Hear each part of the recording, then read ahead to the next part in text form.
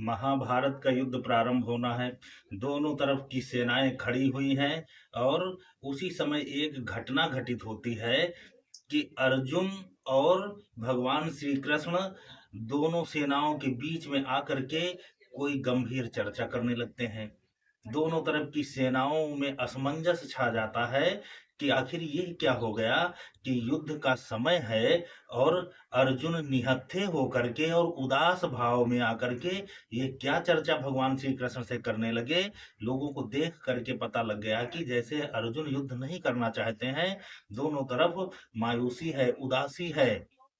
लेकिन अब ये घटना तो भगवान कृष्ण और अर्जुन जान रहे हैं, दोनों सेनाओं के लोगों को नहीं पता है।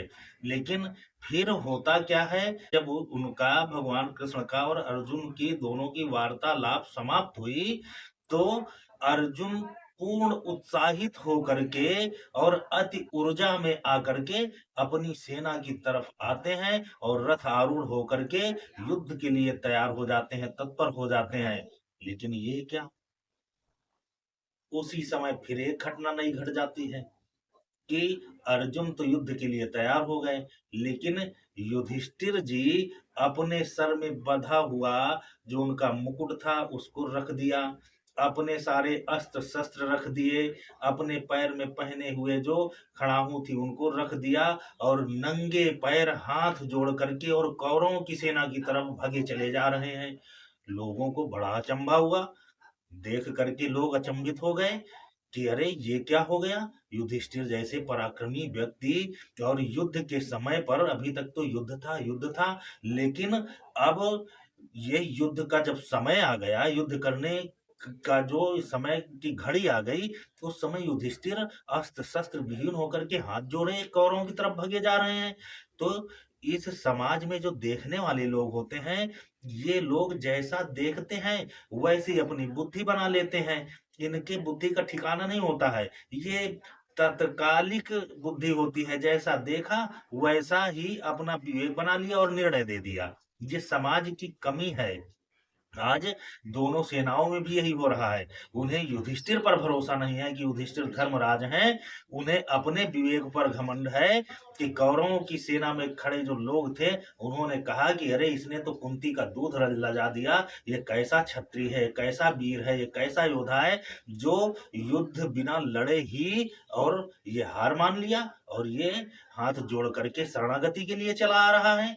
इधर पांडवों की सेना में भी त्राही त्राही मची हुई है कि हमारे जो अगुआ थे, सम्राट हैं युधिष्ठिर, सबसे बड़े हैं, उन्हीं के नेतृत्व में युद्ध हो रहा है। तो जब वही हाथ जोड़ करके शरणागत हो जाएंगे कौरवों के, तो फिर युद्ध कौन करेगा। दोनों तरफ की सेनाओं के जो दर्शक लोग हैं, जो सेनाएं हैं, वो इस दृश्य को देख करके जिसके मन में जो आता है वो अपना बके जा रहा है, बके जा रहा है। आज यही हो रहा है कि आप कोई भी कार्य करना शुरू करो, तो आपकी जो स्थिति होगी उस समय की तत्कालिक, उस स्थिति को देख करके लोग अपना निर्णय देने लगते हैं। आपका आगे का भविष्य क्या होगा, आपका उद्देश्य क्या है, आप किस उद्देश्य से कार्य कर रहे हैं, जिससे किसी को लेना देना नहीं है। वो केवल आपकी तत्कालिक स्थिति को देख करके ही अपना निर्णय देते हैं। तो इस समाज के निर्णय को देख करके, इस समाज के वक्तव्य को सुन करके कभी अपने मन को और मस्तिष्क को आप विचलित मत करें। आप अपने उद्देश्य को अपने तरीके से पूर्ण करने के लिए योजनाबद्ध रहें और कटिबद्ध रहें। धर्मराज हैं युधिष्ठिर, धर्मज्ञ हैं, उन्हें पता है कि अगर युद्ध भी किया जाता है, तो युद्ध में भी एक गरिमा होती है और अपने से बड़ों का सम्मान, ये सनातन धर्म का मुख्य उद्देश्य है।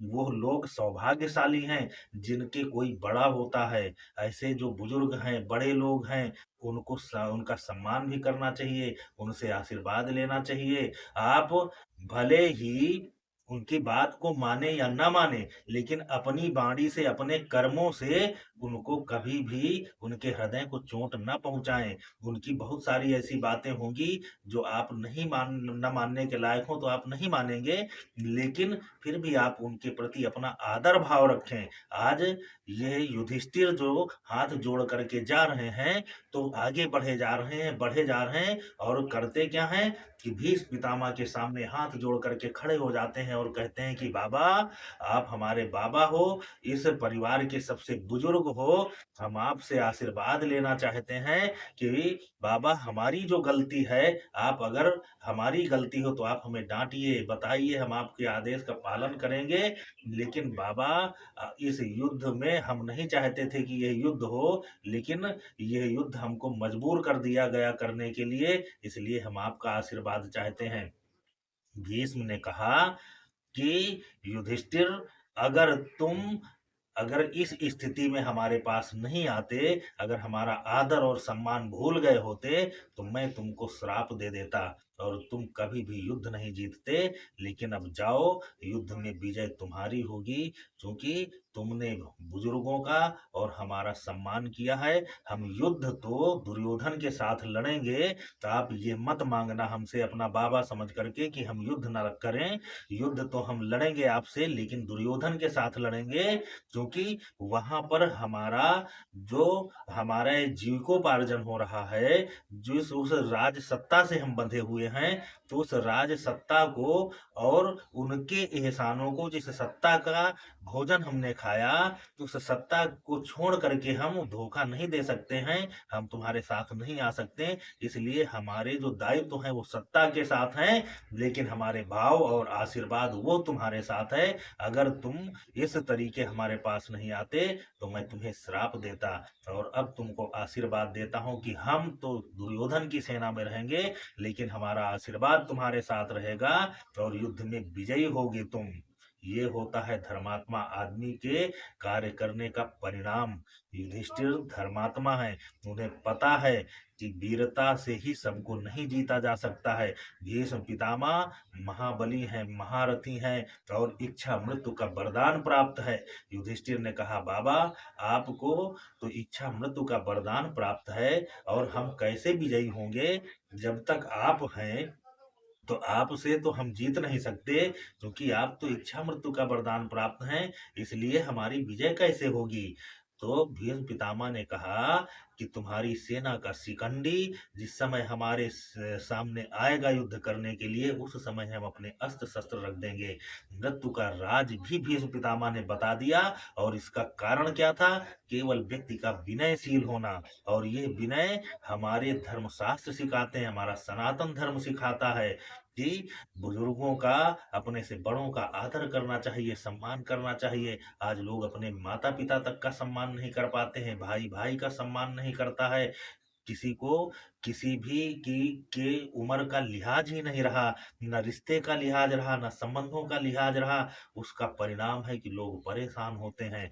और हमारा ये जो प्रसंग है, ये बताता है कि अगर आपको किसी से युद्ध भी करना है, आपका शत्रु भी है अगर, और आपसे उम्र में बड़ा है, तो उसका आप सम्मान और आदर भाव के साथ युद्ध करें, तो उसका कभी अपमान न करें। हमारे वीरों ने, हमारे जो पुराने जो युद्ध हुए, प्राचीन युद्ध हैं, सनातन युद्ध हैं, उनमें देखो तो युद्ध की भी एक नीति है, रीति है, और उनका परिणाम ये होता है कि धर्म विजयी होता है।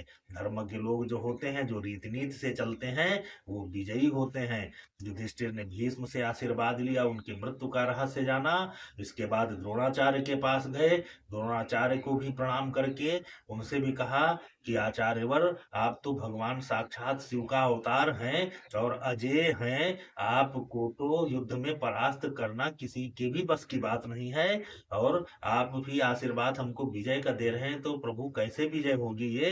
द्रोणाचार्य ने कहा कि युधिष्ठिर, ये तुम्हारी जो विनयशीलता है, उसका परिणाम है कि युद्ध तुम ही जीतोगे।